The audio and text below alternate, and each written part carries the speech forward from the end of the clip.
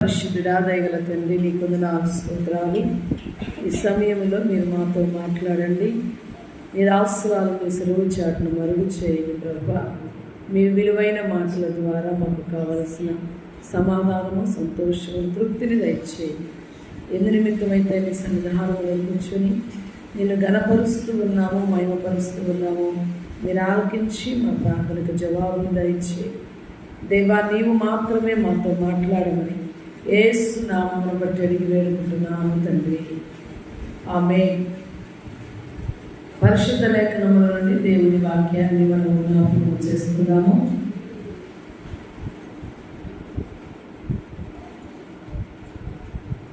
దావీదు కీర్తన 116వ అధ్యాయము.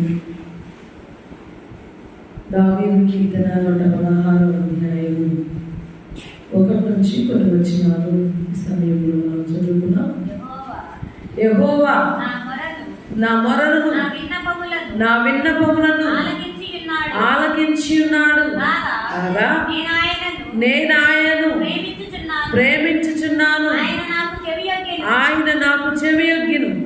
కావున నా జీవిత కాలమంతయు నేను ఆయనకు మొరపెట్టెదను.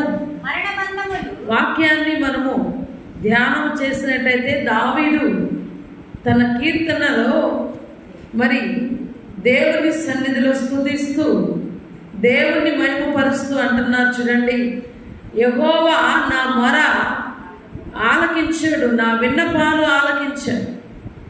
చూడండి, మనుషులకి మనం చెప్పినప్పుడు వినినా వినకపోయినా మన పెద్ద సమస్య లేదు, కానీ దేవుడు ఎదుటికి వెళ్ళినప్పుడు దేవుని మాట, మన మాట దేవుడు విన్నాడని మన మనస్సుకి కలిగినప్పుడు ఎంత ఆనందం వేస్తుంది.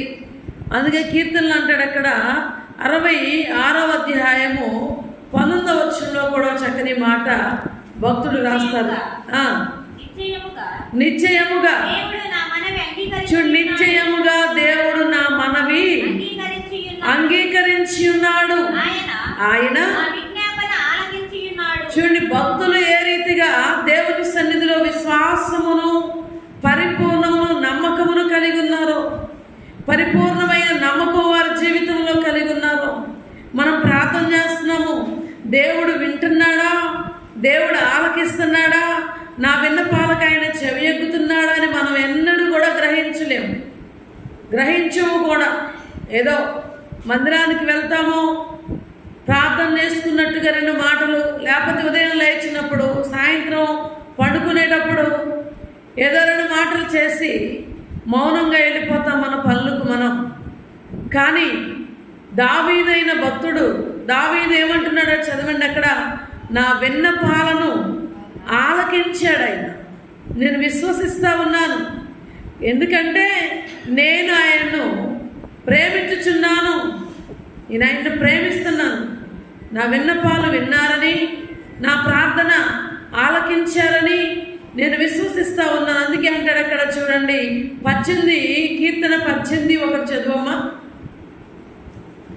కీర్తనలు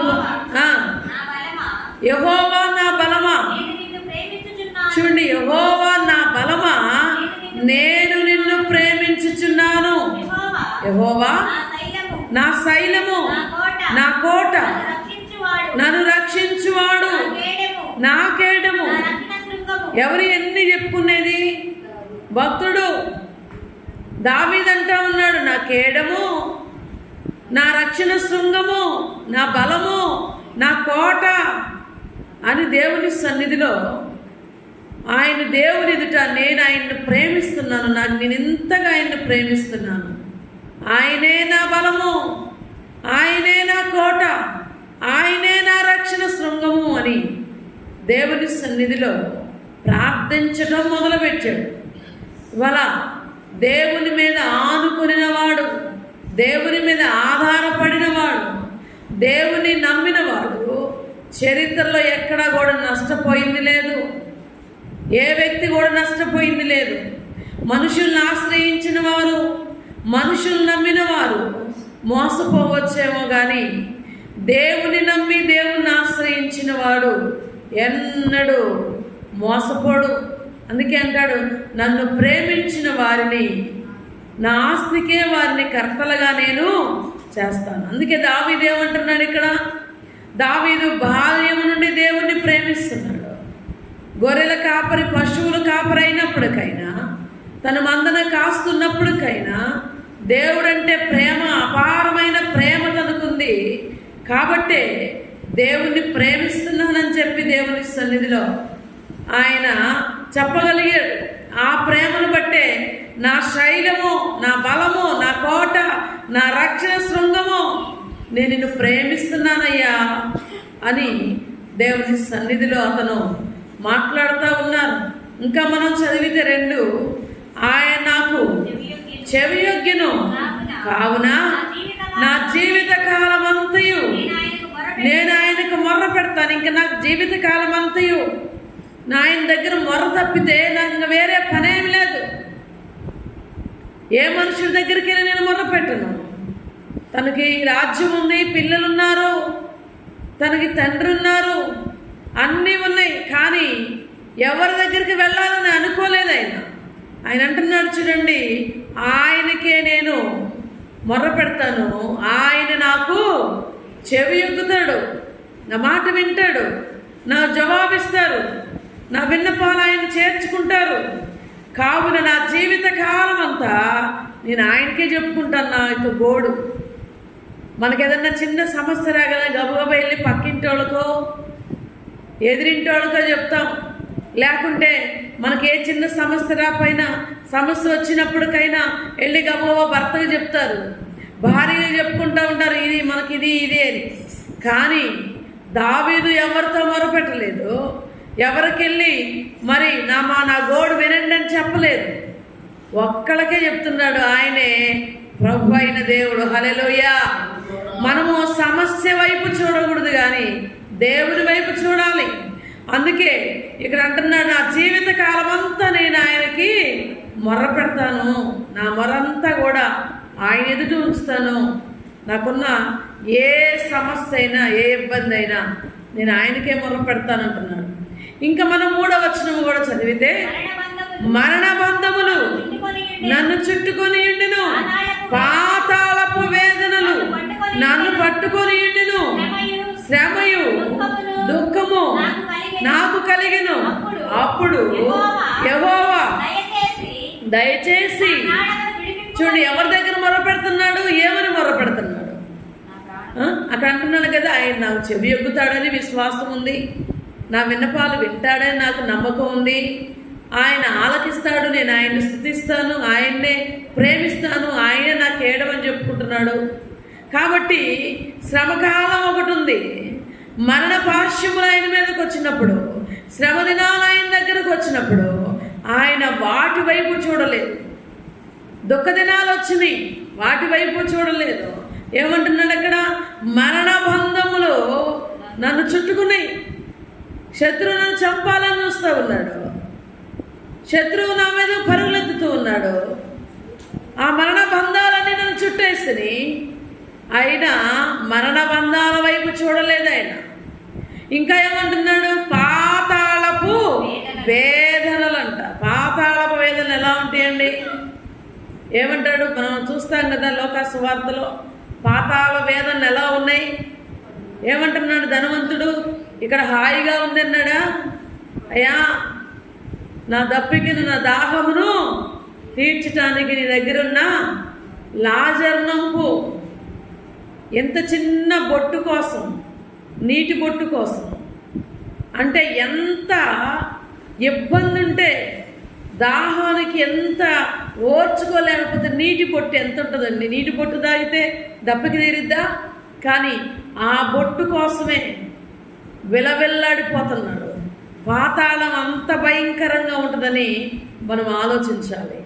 చాలామంది మీకు గుర్తు రావటంలో మనకి, ఎందుకంటే తింటున్నాము, త్రాగుతున్నాము, సుఖిస్తున్నాము, పని చేసుకుంటున్నాం, మన ఇష్టం వచ్చినట్టుగా స్వేచ్ఛగా ఉంటున్నాం.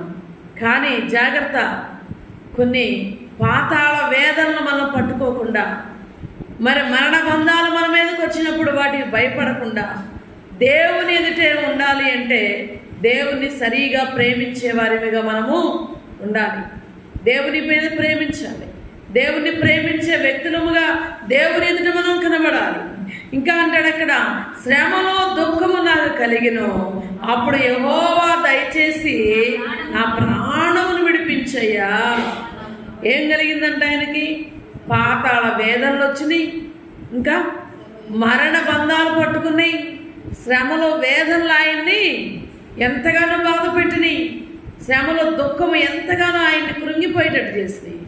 అయినప్పటికైనా వాటన్నిటి వైపు, మరణం వైపు చూడలేదు, వేదనల వైపు చూడలేదు, దుఃఖము శ్రమ వైపు అయినా చూడలేదు. దేని వైపు చూశాడు? అందుకే అంటున్నాడు అక్కడ, యెహోవా వైపు చూశాడు. యెహోవా వైపు చూశాడు గనుకే దయచేసి నా ప్రాణము నీవు మాత్రమే విడిపించగలవు. ఇంకెవడి వల్ల కాదు, ఎవడేం చేయలేడు, నీవు మాత్రమే ఆ పని చేయగలవయ్యా, కనుక నా ప్రాణం విడిపించు అని యెహోవాకి మొర్ర పెడతా ఉన్నాడు. చూడండి, అక్కడ మనం వాక్యాన్ని జ్ఞాపకం చేసుకున్నట్టయితే అదే 18వ అధ్యాయంలో కీర్తన 4వ వచనంలో చూడండి ఒకసారి.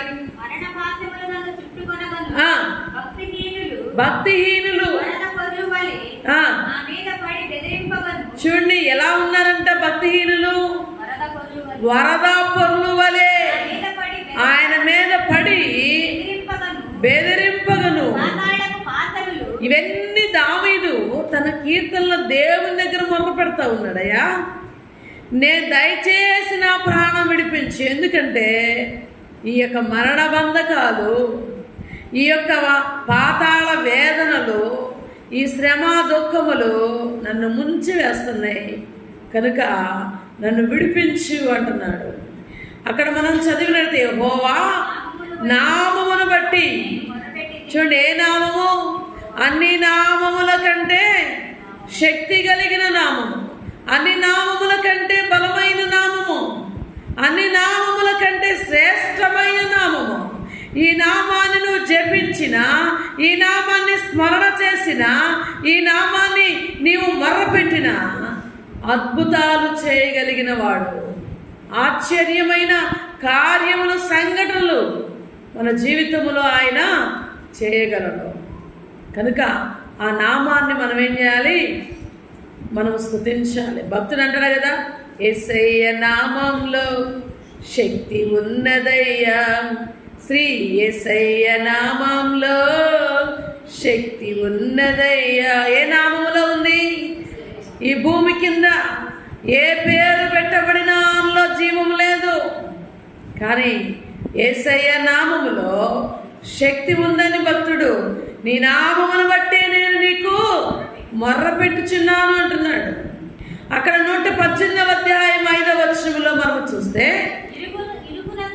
ఇరుకునందుండి నేను యెహోవాకు మొర్ర పెట్టాను, ఆయన విశాల స్థలమందు. చూడండి, ఇరుకంటే ఏంటండి? శ్రమ, ఇరుకంటే ఇబ్బంది, ఇరుకంటే బాధలు, వాటిల్లో నేను దేవునికి మొర్ర పెట్టాను, నాకు ఆయన విశాలతను కలుగు చేశాడు. మన బాధ రాగానే, ఇబ్బంది రాగానే, శ్రమ రాగానే చాలాసార్లు మనం త్రొట్టిల్లిపోతాం. నేను ఎప్పుడు మందిరంలోనికే వెళ్తున్నాను, నేను ప్రభువునే మొర్ర పెడుతున్నాను, ఎందుకు నాకు ఈ వేదనలు, నాకెందుకు ఈ శ్రమలు, నాకెందుకు ఈ ఇరుకు అని చెప్పి చాలాసార్లు మనం కృంగిపోతూ ఉంటాం. కానీ భక్తుడు ఏమంటున్నాడంటే, అలాంటి ఇరుకులోనే దేవుడు నాకు విశాలతను కలుగు చేస్తాడు. కనుక విశ్వాసం ఉంచాలి, దేవుని పైన విశ్వాసం ఉంచాలి. మనుషుల పైన, లేకపోతే లోక ధనం మీద, ధాన్యం మీద, లోకం మీద దృష్టి ఉంచితే నీకే విషయంలో దేవుడు న్యాయం చేయలేడు. కానీ ఆయన పైన దృష్టి పెడితే నీ జీవితంలో అద్భుతాలు చేయగలిగిన వాడు, నీ జీవితంలో న్యాయములు చేసి నేను తన సింహాసనం మీద కూర్చొని పెట్టుటకు ఆయన సమర్థుడని దేవుని వాక్యములో మనం చూస్తా ఉన్నాం. అందుకే అంటాడు అక్కడ, యెహోవా దయాళుడు, నీతిమంతుడు, మన దేవుడు, వాత్సల్యత కలిగిన వాడు. హల్లెలూయా! ఏం కలిగిన వాడు ఆయన?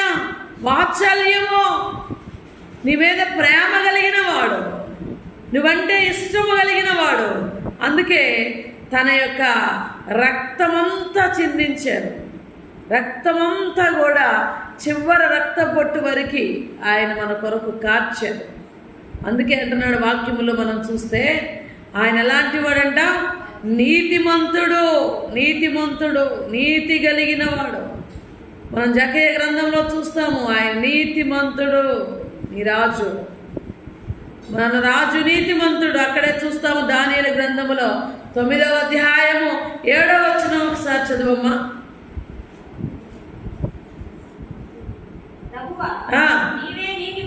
చూడండి, ప్రభువా నీవే నీతిమంతుడవు.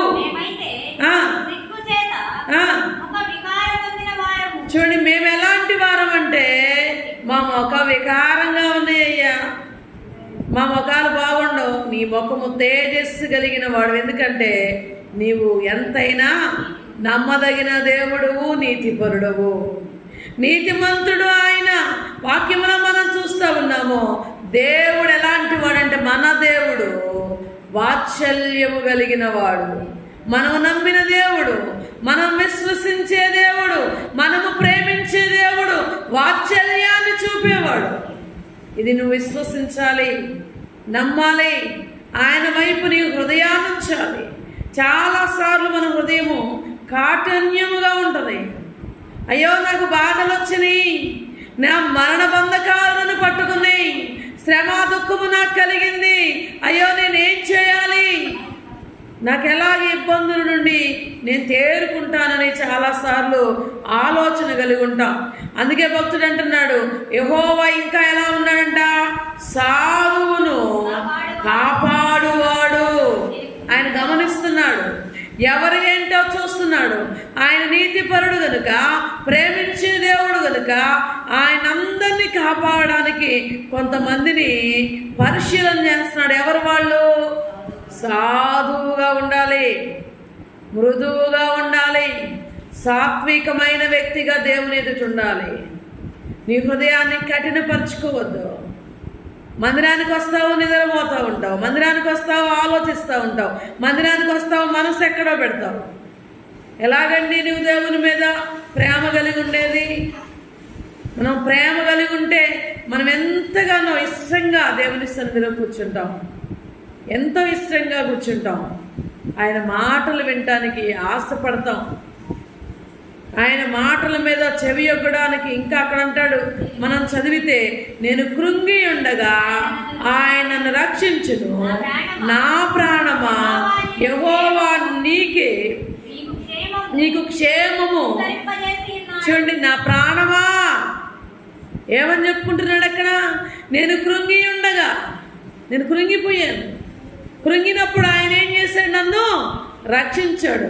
రక్షించిన తర్వాత నేను వెంటనే నా యొక్క దేవునికి నేనేం చేయాలి? నా ప్రాణాన్ని చెప్పుకుంటున్నాను. నా ప్రాణమా యెహోవా నీకు చేసిన క్షేమమును విస్తరింపజేసి ఉన్నాడు ఆయన. ఎందుకు కృంగిపోతున్నావు?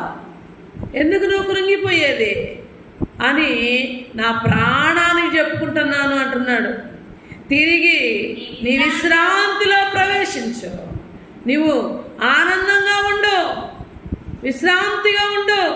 ఆయన నిన్ను చూస్తూ ఉన్నాడు. నీకు ఇరుకులో ఆయన విశాలతనిచ్చేవాడు. ఆయన నిన్ను గమనిస్తూ ఉన్నాడు. క్షేమాన్ని నీ ఎదుట విస్తరింపజేస్తాడు. హల్లెలూయా. ఏం కావాలండి మనకి? క్షేమము కావాలి. ఇదివరకు మేము చిన్నపిల్లలప్పుడు లెటర్లు రాశారనుకోండి, ఫస్ట్ రాసేది ఏంటంటే క్షేమములు రాస్తారు. మీరు క్షేమంగా ఉన్నారా అని. ఇవాళ అడిగేవాళ్ళు లేరు. వాళ్ళ ఫోన్లో కూడా ఏం చెప్తున్నారు? తెలిసిన వ్యక్తి ఫోన్ చేసినా కానీ అనే మాట ఏం తెలుసా? హలో. తెలిసిన వాళ్ళు ఫోన్ చేస్తారు.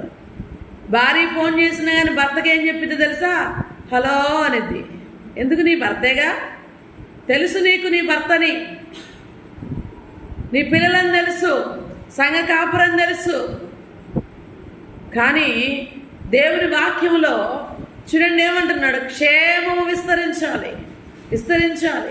మనకు తెలిసి కూడా మనం చెప్పుకునే మాట ఏంటంటే శుభాలు చెప్పుకో. వాక్యం చెప్తుంది నువ్వే ఇంటికి వెళ్తావో, ఏ మనిషి కనిపిస్తాడో ఆయనకి వారికి నువ్వేం చెప్పాలంట, శుభమని చెప్పాలి. కానీ మనం ఏం చెప్తాం, హలో, ఇంకా కొంతమంది ఫ్యాషన్గా హాయ్ అంటారు. ఇలాంటి మాటలు. కానీ దేవుని వాక్యాన్ని తెలుసు నీకు మనిషి ఎవరో తెలుసు, మనిషిని ఎలా పలకరించాలో దేవుని వాక్యం చెప్తుంది. కానీ మనం అలా చెప్పం, వందనాలని చెప్పుకోం. ఫోన్ ఎత్తగానే వందనాలండి అని చెప్పుకోం. మనం ఏం చెప్పుకున్నాం తెలుసా, హలో, హాయ్, ఇలాంటి మాటలు మనం మాట్లాడుతూ ఉంటాం. కానీ దేవుని కృప మన ఎడల ఎలా ఉందంటే భక్తుడు అంటున్నాడు, యెహోవా మరి నీకు ఎలాంటి క్షేమాన్ని విస్తరింపజేస్తాడో కూడా భక్తుడు చెప్తున్నాడు. 8 చదువమ్మా. మరణము నుండి నా ప్రాణమును, కన్నీళ్లు విడవకుండా నా కనులను జారి పడకుండా నా పాదములను. హల్లెలూయా. దేవుడు ఏమేం చేశాడంటే అతనికి ఏమేం చేశాడమ్మా, మరణము నుండి నా ప్రాణమును, కన్నీళ్ళు విడవకుండా నా కనులను జారి పడకుండా నా పాదములు ఏం చేశాడు, ఆయన తప్పించినాడు. ఇందాక ఒక మాట విన్నా నేను. అమ్మా రాగానే ఒక అతను వచ్చి నాతో అంటున్నాడు, అమ్మా ఇవాళ దేవుడు ఎంత గొప్ప పని చేశాడు అమ్మా, ఎంత గొప్ప అపాయం తప్పించాడు. దేవుడు తప్పించకపోతే మనం ఎంత ఇరుకుల్లో పడతామో. ఉదయం మొదలుకొని సాయంత్రం వరకు నువ్వు చేసే పనుల్లో ఎక్కడెక్కడ తిరుగుతున్నామో, ఏమేం చేస్తున్నామో, ప్రతి పనిలో దేవుని సహాయం లేకపోతే నిమిషం మాత్రం చాలు కనురెప్ప పాడిన జరిగిపోతాయి. కానీ దేవుని కాపుదలం అనుకుంటా ఉంది. ఈరోజు ఉదయం మొదలుకొని ఇప్పుడు వరకు క్షేమంగా ఉన్నామంటే కేవలము దేవుని కృప. ఎన్ని చూస్తున్నామండి, ఎన్ని వార్తలు వింటున్నాం. ఎంతమంది కుటుంబాల్లో నెమ్మది లేదు, ఎంతమంది జీవితాల్లో నెమ్మది లేదు. మీరు వార్తల్లో వినేమంటారు, ఒక భర్త అంట భార్యని ముక్కలుగా నరికి ఎక్కడ పెట్టాడు, కుక్కర్లో ఉడకబెట్టాడు. ఎంత బేవత్సమో చూడండి. మనం అది విన్నప్పుడు ఆశ్చర్యం, కొంతమందికి అయితే నవ్వు, ఎలా ఉడకబెట్టాడండి, ఏం జరిగింది అక్కడ తెలియదు. ఎంత భయంకరమైన సిచ్యువేషన్లో మనం ఉంటున్నామో. కానీ దేవుని భయం లేదు. దేవుడు ఈరోజు నిన్ను, నీ భార్యని, నీ పిల్లల్ని క్షేమంగా ఉంచారంటే దేవుని మహాకృప. ఉదయం వెళ్ళారంటే సాయంత్రం వరకు ఇంటికి ఎలా వస్తారో తెలియదు, పిల్లలు భర్త ఎలా వస్తారో తెలియదు, ఎప్పుడేం జరుగుతున్నాయో తెలియదు. భయంకరమైన రోజుల్లో మనం ఉన్నాం, భయంకరమైన రోజుల్లో. కానీ మనం జ్ఞాపకం చేసుకుంటున్నామా దేవుణ్ణి? అయినా దేవుడిచ్చిన ఆరోగ్యాన్ని బట్టి, దేవుడిచ్చిన కుటుంబాన్ని బట్టి మనం జ్ఞాపకం చేసుకుంటున్నామా? అందుకే అక్కడ అంటున్నాడు, మరి నా ప్రాణమును, అక్కడ అంటున్నాడు మరణము నుండి నా ప్రాణమును, కన్నీళ్లు విడవకుండా నా కళ్ళను, నా కనులను జారి పడకుండా నా పాదములను ఆయన తప్పించున్నాడు. ఎంతగా తప్పించాడు. ఈరోజు తప్పించాడు. ఈరోజు బ్రతికిపోయాం, ఈ నెల బ్రతికిపోయాం, సంవత్సరం బ్రతికిపోయాం. దేవునికి మనం కృతజ్ఞతలమై ఉండాలి. ప్రతిరోజు దేవుని మహిమపరచాలి, దేవుని స్తుతించాలి. అందుకే దావీదు కీర్తన మనం తీస్తేనే, కీర్తనలు అంటేనే స్తుతి. దావీదు స్తుతించడం నేర్చుకున్నాడు దేవుణ్ణి. దావీదు స్తుతులు చెల్లించటం, కూర్చున్నా, లేచినా, పడుకున్నా, ప్రార్థనలో, తన పనిలో ఎక్కడ చూసినా స్తుతించడమే. శత్రువులు తరుగుతున్నా స్తుతించడమే, ప్రాణం కృంగిపోతున్నా స్తుతించడమే, అపాయం పైకొచ్చి పడినా స్తుతించడమే. ఎక్కడ కూడా భయపడలేదండి దావీదు, దేవుని స్తుతిస్తూ ఉన్నాడు. ఏమంటున్నాడు 9లో మనం చదివితే అక్కడ, సజీవులున్న దేశములో యెహోవా సన్నిధిని నేను కాలము గడుపుదును. హల్లెలూయా. ఎలాంటి నిశ్చయత కలిగి ఉన్నాడో చూడండి. ఏ నిశ్చయత కలిగి ఉన్నాడండి? సజీవులున్న దేశం ఉంది. సజీవులున్న దేశం ఏంటిది? ఏమని తెలుసు మనకి? దాని పేరు పరలోక రాజ్యము. అక్కడ అంటున్నాడు, సజీవులున్న దేశంలో యెహోవా సన్నిధిలో నేను. ఈరోజు నీకుందా నమ్మకము? నేను పరలోక రాజ్యం వెళ్తానని. ఒక్క పని సరిగా చేయలేము దేవుని కోసం, ఒక్కసాట్లో నమ్మకంగా ఉండలేము దేవుని కొరకు. కానీ దావీదు కుటుంబము, రాజ్యము ఎన్ని ఉన్నప్పటికైనా దేవుణ్ణి స్తుతించే విషయంలో ఎక్కడ తక్కువ చేయలే. దేవుణ్ణి మహిమపరిచే విషయంలో, దేవుని ఘనపరిచే విషయంలో, పిల్లలు, శత్రువులు, అనేక మంది మరణ పాశ్యములు చుట్టుకున్నప్పటికైనా దేవుణ్ణి ఎక్కడ నిర్లక్ష్యం చేయలే. అందుకే దేవుని వాక్యములు అంటున్నాడయా, సజీవులున్న దేశంలో నేను ఉంటానని నాకు నమ్మకం ఉంది. నమ్మకం ఉంది. యెహోవా అక్కడ నీ సన్నిధి ఉంది, ఆ సన్నిధిలో నేను ఉంటానని విశ్వాసం నాకుంది. ఇలాంటి ధైర్యం కావాల దేవుని యొక్క పరిచర్య చేసేవారికి, దేవుణ్ణి స్తుతించేవారికి, దేవుని యొక్క సన్నిధిలో ఉన్నవారికి ఇలాంటి విశ్వాసం, నమ్మకం కావాలి. ఇలాంటి విశ్వాసులు సంఘములో ఉన్నారా? సేవకుల్లో ఉన్నారా? దేవుని పిల్లలను అనబడిన వారిలో ఇలాంటి విశ్వాసం ఉందా? ఈరోజు ఇలాంటి విశ్వాసం లేదు. మందిరానికి వెళ్తున్నాము, వస్తున్నాము. కానీ దావీదు అంటున్నాడు, శత్రువు వచ్చినా, శ్రమలు వచ్చినా, ఎలాంటి ఇబ్బందులు నాకు కలిగినా నేను సజీవులున్న దేశంలో నేను ఉంటాను. ఎన్ని కలగని ఈ లోకంలో శ్రమగా మనం ఎంచుకోకూడదు. ఈ శ్రమలు మనం శ్రమగా ఎంచుకోకూడదు. ఈ నిందలు మనం నిందలుగా ఎంచుకోకూడదు. దేవుని వాక్యంలో మత్తయి సువార్త 5వ అధ్యాయంలో మనం చదువుతాం, నా నిమిత్తము ఎవడు నిందలో హింసలు పడతాడో వాడు ధన్యుడు. దేవుని రాజ్యం ఉంది వాడికి, దేవుని రాజ్యం ఉంది. అందుకే దావీదు అంటున్నాడు, దేవుని నిమిత్తం నాకు ఎలాంటి శ్రమ కలిగినా, నింద కలిగినా, మరణ పాశ్యాలు నన్ను వెంటాడినా కానీ నాకే బాధ లేదు. ఎందుకంటే నా ప్రాణం పోకుండా, నా కన్నీళ్లు రాకుండా, నా కాలు జారకుండా ఆయన నన్ను తప్పించాడు. నేను సజీవులున్న దేశంలోనికి వెళ్తాను, అక్కడ యెహోవా సన్నిధి ఉంటుంది. ఎల్లకాలం ఆ సన్నిధిలో నేను ఆయన్ని ఆరాధిస్తాను. ఎంతకంటే గొప్ప విలువైన మాటలేమీ ఇంక లేవండి. భక్తులు ఎంతగా వాళ్ళు దేవునితో ఆనందించారో. మనకి ఈ లోకంలో మనకు కుటుంబం, మన జీవితమే మనకు ముఖ్యం అనుకుంటాం, దేవుణ్ణి పక్కన పెట్టేస్తాం. దేవుని కంటే దేన్నైనా ఎక్కువ ప్రేమించకూడదు. దేవుణ్ణి ప్రేమించిన తర్వాత మిగతాయి. దేవుణ్ణి ప్రేమించాలి. ముందు దేవుని ప్రేమ, ముందు దేవుని పని, ముందు దేవుని కొరకు జీవించాలి. అందుకే నా నీతి, నీ రాజ్యం ముందు వెతకండి, తర్వాత నీకేం కావాలో అది నేను ఇస్తాను. దేవుడే చెప్తున్నాడు. మనం అట్ట కాదు, ముందు మన పనులు చేసుకుంటాం. దేవుని పని ఎలా అన్నా ఉండేయండి, దేవుని ఇల్లు ఎలా అన్నా ఉండేయండి, ఎలాగన్నా జరిగిపోనండి. ముందు మన పనులు కావాలి. మన పనులు అయితే అప్పుడు దేవుని పని.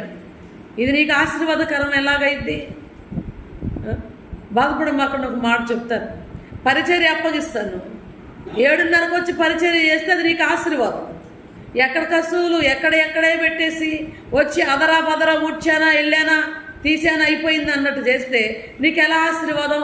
దేవుని మందిరంలో సేవకుడైనా, విశ్వాసైనా, పరిచారకులైన పని శ్రద్ధగా పనిచేయవాడు ఏలుబడి చేస్తాడు. ఈ ఒక్క మాట గుర్తుపెట్టుకోండి. రోజు పనులుంటాయి, కానీ ప్రత్యేకంగా ఒకరోజు నీకు దేవుని పని ఇవ్వబడింది. ఒక్కరోజు నీ పని ఇవ్వబడింది, కానీ ఆ ఒక్కరోజు కూడా దేవుని పని నిర్లక్ష్యంగా చేస్తే ఇక నీకు ఎట్టా ఆశీర్వాదం వచ్చింది? దేవుని పని శ్రద్ధగా చేసేవాడు ఏలుబడి చేస్తాడు, కుటుంబంలో ఏలుబడి చేస్తాడు, పిల్లల మీద ఏలుబడి చేస్తాడు, దేవుని సన్నిధిలో అన్ని విషయాల్లో దేవుడు పెత్తనం ఇస్తాడు. కానీ నిర్లక్ష్యంగా చేసేవాడు ఎక్కడ కూడా వాడు అలాగనే ఉంటాడు. 8ంటికి ప్రార్థన అయితే 8:30 దాకా పరిచర్యలు, ఇక 9:30 దాకా వాక్యం చేద్దాం. అయ్యో ఇవాళ 9:30 అయిపోయింది. ఇది మన గోడు. ఎలాగ మనకు ఆశీర్వాదం వచ్చేది? సొణుగులతో ఉంటే దేవుని ఆశీర్వాదం వచ్చేదా? సొణుక్కున్న వారు దేవుని రాజ్యానికి వెళ్ళారా? అరణ్యంలో ఎలాగ రాలిపోయారు? పెట్టాలు రాలిపోయినట్టు రాలిపోయారు. దేవుడు మంచి భోజనాన్ని ఇచ్చాడు, దాహాన్ని తీర్చాడు, అన్నీ సకాలంలో ఆయన పగలు రాత్రి స్తంభాలుగా వెలుగునుంచాడు. అయినా కానీ వాళ్ళు సొడుక్కుంటానే ఉన్నారు, గొడుక్కుంటానే ఉన్నారు. కనుక ఆ సొడుగులతో గొడుగులతో దేవుని పని చేసిన ఏ విషయంలో మనకు ఆశీర్వాదం రాదు. చిన్న పని చేసిన ఆశీర్వాదం చూడాలంటే అది ప్రేమతో చేయాలి. దావీదు మొదట్లో రాస్తాడు, అక్కడ చదవండి. మొదట్లో ఏం రాస్తాడుగా, కాగా నేను ఆయనను ప్రేమించుచున్నాను. ప్రేమ లేకుండా నువ్వే పని చేసినా వ్యర్థమే.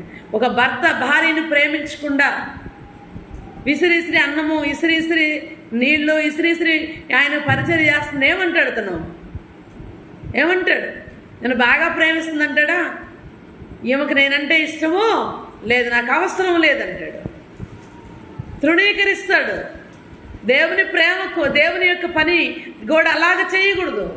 దేవుని పని ప్రేమతో చేయాలి. ఇక్కడ దావీదు అంటున్నాడు, నేను ఆయన్ని ప్రేమించుచున్నాను.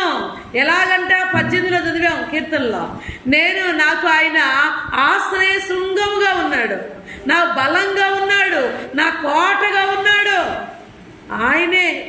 నేను ఆయన్ని ప్రేమిస్తున్నాను. ఆయన్ను ప్రేమించిన వారిని ఆయన ఎక్కడ ఏ విషయంలో, దావీదు అంటాడు, మరణపాశము నుండి నా ప్రాణాన్ని తప్పించాడు, ఏడవకుండా నా కన్నీటిని, నా కనులను తప్పించాడు, జారి పడకుండా నా పాదాలను తప్పించాడు. ఇంత గొప్ప కంటే ప్రేమమూర్తి ఇంకెవరైనా ఉంటారండి? ఇంత వాత్సల్యం నా పట్ల చూపించాడేనా అని దేవుని ఎదుట ఆయన విన్నపం చేస్తున్నాడు. తల్ల వంచుదామా, ప్రార్థన చేద్దాం దేవుని సన్నిధిలో. నువ్వు దేవుణ్ణి ప్రేమిస్తున్నావా? దేవుణ్ణి ప్రేమిస్తే నీకున్న శ్రమలు, నీకున్న ఇబ్బందులు, నీకున్న ఇరుకు, నీకున్న ప్రతి ఒక్కటి దేవుడు ఆయన తీసివేసేవాడిగా ఉన్నాడు. నీకు సమృద్ధిలో నడిపించేవాడిగా ఉన్నాడు. నీకు సమాధానం ఇచ్చేవాడిగా ఉన్నాడు. నిన్ను విశ్రాంతిలోనికి నడిపించే దేవుడిగా ఉన్నాడు. ప్రార్థన చేద్దామా? అయితే ఆయన అడుగు, ప్రభువా నిన్ను ప్రేమించే మనస్సు నాకు దయచేయి. నిన్ను ప్రేమించాలి ప్రభువా. దేనిని ప్రేమించినా అందులో స్వార్థమే ప్రభువా. నిన్ను ప్రేమిస్తే నాయన నన్ను మరణపాశము నుండి విడిపిస్తావు ప్రభువా. నాయన సజీవులున్న దేశములో నేను ఉంటాను ప్రభువా అని దేవుని సంగ ప్రార్థన చేస్తావా? దేవుడి మాటలు మన వినికిల్లో దీవించునుగాక. స్తోత్రము నాయన. పరిశుద్ధుడా, దయగల తండ్రి, మీ కొందనాలు, స్తోత్రాలు. మీరు ఇప్పటి వరకు మీరు నాతో మాతో మాట్లాడిన విధానం బట్టి మీ కొందనాలయ్యా. సజీవులున్న దేశంలో నేను ఉంటానని దావీదు చెప్పినట్లుగా ప్రభువా, నేను దేవుణ్ణి ప్రేమిస్తున్నాను. శ్రమ అయినా, ఇబ్బంది అయినా, ఇరుకైనా, ఏదైనా సరే నేను ఆయన్ని ప్రేమిస్తున్నాను. ఆయనే నా కళ్ళమ్మట నీళ్లు రాకుండా, మరణానికి భయపడకుండా, నా పాదమును త్రొట్టిల్లకుండా నన్ను ఆయన తప్పిస్తాడు. నేను ఆయన నమ్మి ఉన్నాను అంటున్నాడు ప్రభువా. అలాంటి విశ్వాసం, పరిపూర్ణత మాకందరికీ దయచేయి. రాలేక వెనకబడిన వారిని ఇంకొక పర్యాయం తీసుకుని రండి. వచ్చిన ప్రతి ఒక్కరిని పేరు పేరును దీవించి నీ కృప ద్వారా, నీ ఆత్మ ద్వారా నింపి బలపరచమని, ప్రతి ఒక్కరూ నాయన మంచి మనసుతో ప్రభువుని ఆరాధించుటకు నాయన ధారాళమైన కృపా వాత్సల్యతను కలుగు చేయమని యేసు పరిశుద్ధ నామమును బట్టి అడిగి వేడుకుంటున్నాము తండ్రి. ఆమేన్. తండ్రి యొక్క ప్రేమ, కుమారుని యొక్క కృప, పరిశుద్ధాత్మ అన్యోన్య సహవాసం మనకి, మన కుటుంబాలకి, సకల పరిశుద్ధులకు సదాకాలము తోడైయుండునుగాక. ఆమేన్. అందరికీ వందనాలు.